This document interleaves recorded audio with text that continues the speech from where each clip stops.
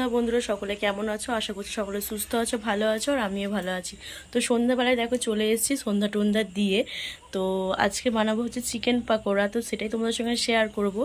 তো আগের দিন কিছুটা বোনলেস চিকেন ফ্রিজে রাখা ছিল, তো সেটা দিয়েই আমি আজকে চিকেন পাকোড়াটা বানাবো। তো আমি কিভাবে চিকেন পাকোড়াটা বানাই সেটাই তোমাদের সঙ্গে শেয়ার করবো। আর এইদিকে হচ্ছে দেখো আমার মেয়ে বদমাইশি করছে, তো আওয়াজ তোমরা শুনতেই পাচ্ছ।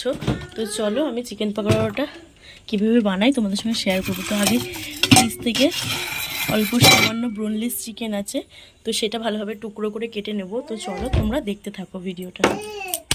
এদিকে দেখো হচ্ছে আমি চিকেনগুলো ভালো করে টুকরো করে কেটে ফ্রেশ করে ধুয়ে নিয়েছি। আর এর মধ্যে যা যা উপকরণ লাগে পকোড়ার জন্য সব কিছুই আমি রেডি করে নিয়ে চলে এসেছি। তো ফার্স্টেই আমি দিয়ে দেবো হচ্ছে ভিনিগার। তো ভিনিগার না থাকলে তোমরা লেবুর রসও দিতে পারো। তো আমি এখানে হাফ সিপিরও একটু কম ভিনিগার দিয়েছি, যেহেতু আমার চিকেনের পরিমাণটা অনেকটাই কম। তো যার জন্য তোমরাও একটু বুঝে শুনে তোমাদের চিকেনটা যতটা থাকবে তেমন দেবে। আর এখানে দিয়ে দিচ্ছি হচ্ছে আমি সয়া সস। তো সয়া সসটাও আমি এক সিপির মানে হাফ সিপিরও একটু কম দিলাম। তো সয়া সসটা তোমরা বুঝে দেবে, সয়া সস দিলে নুনটা একটু বুঝে শুনে দেবে, কারণ সয়া সসের মধ্যে নুন থাকে।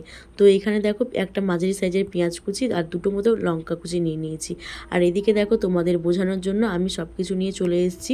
নুন, গোলমরিচের গুঁড়ো, হলুদ, তারপরে এটা হচ্ছে কাশ্মীরি রেড চিলি পাউডার, আর হচ্ছে জিরে গুঁড়ো। তো যতটুকুনি প্রয়োজন আমি ততটুকুনি সব কিছু দেবো। তো এখানে হচ্ছে আমি গুঁড়ো লঙ্কা নিয়ে নিই, এটা হচ্ছে কাশ্মীরি লঙ্কা কালারের জন্য নিয়েছি। তো খুব একটা ঝাল দেবো না, কারণ আমার ছোট বাচ্চা আছে, তো সেও খায়, তো ওর জন্য ঝালটা বেশি দেবো না।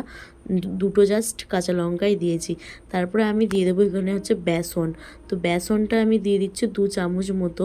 বেসনটা দেওয়ার পর আমি এখানে হচ্ছে কর্নফ্লাওয়ার দিয়ে নেব। তো কর্নফ্লাওয়ার দিয়েছিলাম এখানে হচ্ছে 1 চামচ আর অল্পটুকুনি। তো তোমরা চাইলে কর্নফ্লাওয়ার বেশি দিতে পারো, তো আমি অল্পই দিয়েছিলাম। আর এখানে দিয়ে দেবো হচ্ছে একটা ডিম। তো ব্যাস হয়ে গেছে পকোড়ার জন্য সব কিছু উপকরণ নেওয়া।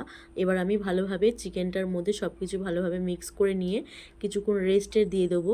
তো চলো আমি ভালোভাবে মিক্স করে নিই সব কিছু উপকরণ দিয়ে।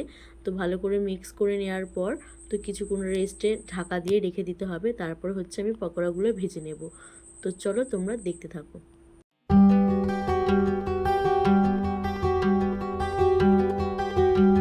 তো কিছুক্ষণ ঢাকা দেওয়া থাক চিকেনগুলো। তো কিছুক্ষণ পর আমি আবার আসছি চিকেন পাকোড়াগুলো ভাজার জন্য।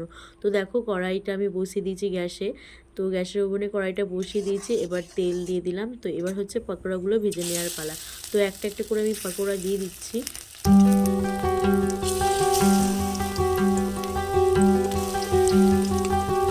তো দেখো হচ্ছে পাকোড়াগুলো ভালোভাবে উল্টে পাল্টে লাল লাল করে ভেজে নিতে হবে।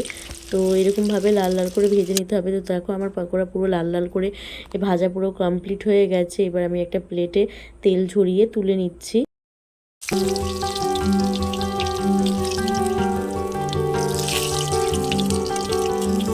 বাকি যেই চিকেনটা রয়েছে তো এইগুলো আমি সেম প্রসেসে একইভাবে ভেজে নেব।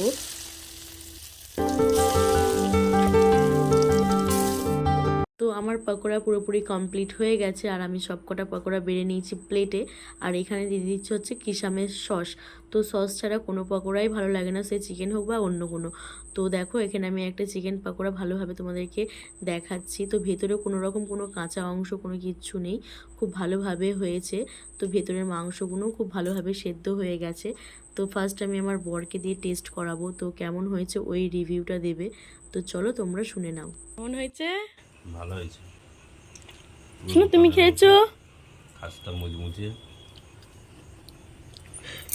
কিষান সস দিয়ে খাচ্ছি। Wonderful tasty. তোমরা খেয়েছো বাবা? তুমি হামটাকে খেয়ে নাও। তো আজকের ভিডিওটা আমি এখানেই এন্ড করছি। তো দেখা হচ্ছে নেক্সট ভিডিওতে। সকলকে বাই।